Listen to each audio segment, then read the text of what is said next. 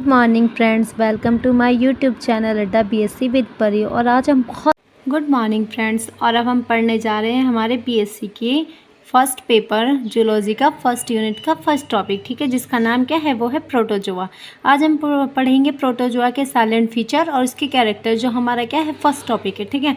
उससे पहले मैं आपको बता देती हूँ कि प्रोटोजोआ जो वर्ड है, ये जो नाम है, इसका मीनिंग क्या है, ठीक है। तो प्रोटो अगर हम इसे तोड़ते हैं तो दो भाग में टूटता है, प्रोटो और जून्स।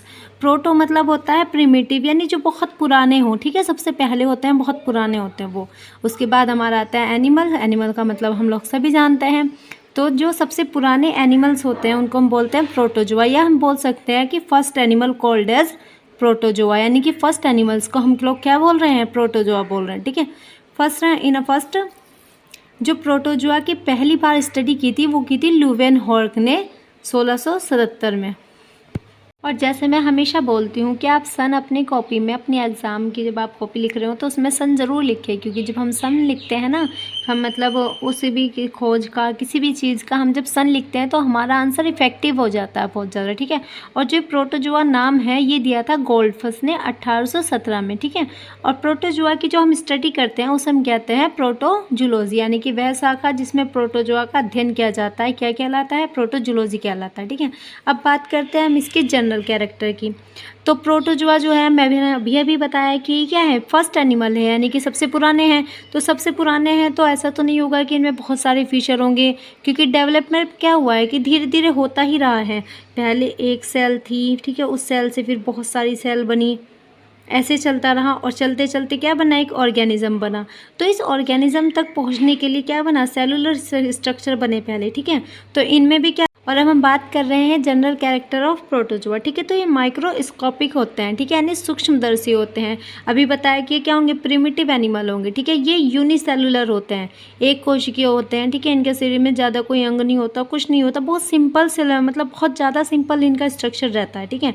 और मोस्टली ये जो होते हैं ना सॉलिटरी रहते हैं, यानी कि एकल एकल पड़े, कोई यहाँ पड़ा है, कोई वहाँ पड़ा है। और कुछ ऐसे होते हैं बहुत कम जो कॉलोनी बनाकर रहते हैं, कहते हैं और भाई साथ रहेंगे, ठीक है।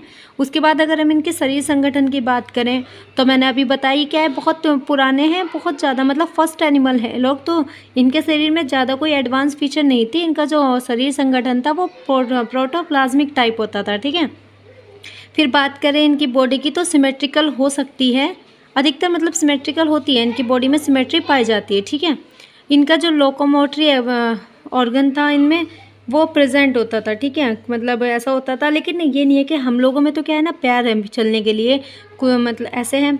इनमें क्या होता था, जो लोकोमोटरी ऑर्गन होते थे वो होते तो थे, पर ऐसे नहीं होते थे, स्पेशल नहीं होते थे। वही लोकोमोटरी मतलब वही चलने के लिए है, उसी को हम कुछ पकड़ रहे हैं, ऐसा होता था, ठीक है। जैसे इनमें स्यूडोपोडिया पाया जाता था जो अमीबा में होता था। ये कोई स्पेशल स्ट्रक्चर नहीं होता था कि ऐसे भाई ये है चलने के लिए तो पैर होंगे दो, ऐसा कुछ नहीं होता था, ठीक है, कि इंसान है, इसके हाथ है और ये दो पैर होंगे, ऐसा कुछ नहीं होता था।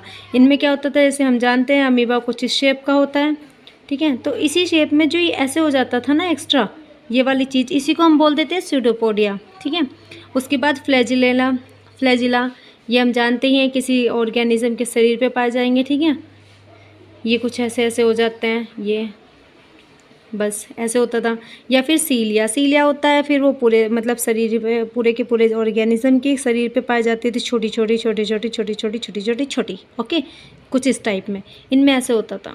फिर हम पढ़ते हैं अपने प्रोटोजोआ का डाइजेशन मतलब हम जानते हैं पाचन। इनमें जो पाचन होता था ना वो इंट्रासेलुलर होता था, यानी कि कोई चीज़ आती थी और इनके सेल में ही उसका क्या हो जाता था, पाचन हो जाता था उस पार्टिकल का।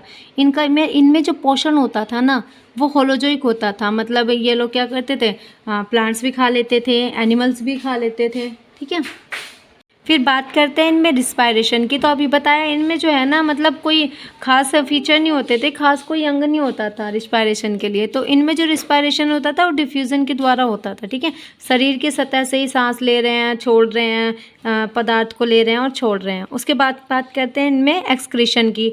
तो अभी बताया इनमें कोई खास अंग नहीं होता था, फिर से बता रही हूँ क्योंकि ये प्रिमिटिव थे, ठीक है, फर्स्ट एनिमल थे, तो इनमें इतना डेवलपमेंट उस समय तक नहीं हुआ था। तो इनमें जो उत्सर्जन होता था वो एक कॉन्ट्रेक्टाइल वैक्यूल बनती थी इनमें, तो उसके द्वारा हो जाता था, ठीक है, एक रिक्तिका बनती थी। फिर बात चलती है इनके रिप्रोडक्शन की। तो इनमें रिप्रोडक्शन जो है वो 2 प्रकार से होता था, सेक्सुअल और एसेक्सुअल। ये नॉर्मल है, हम जानते ही हैं कि रिप्रोडक्शन 2 टाइप का होगा, या तो एसेक्सुअल होगा या सेक्सुअल होगा।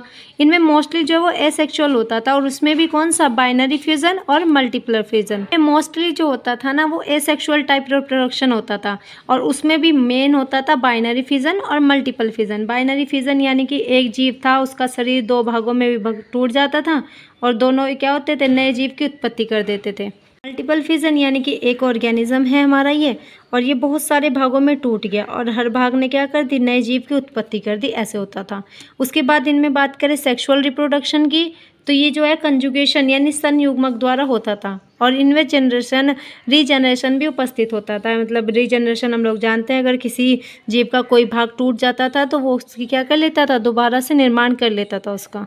और इसके साथ हमारे ख़त्म होते हैं जनरल कैरेक्टर ऑफ प्रोटोजोआ, और हम अगली क्लास में अब अमीबा के बारे में पढ़ेंगे, जो प्रोटोजोआ का एक एग्जाम्पल है।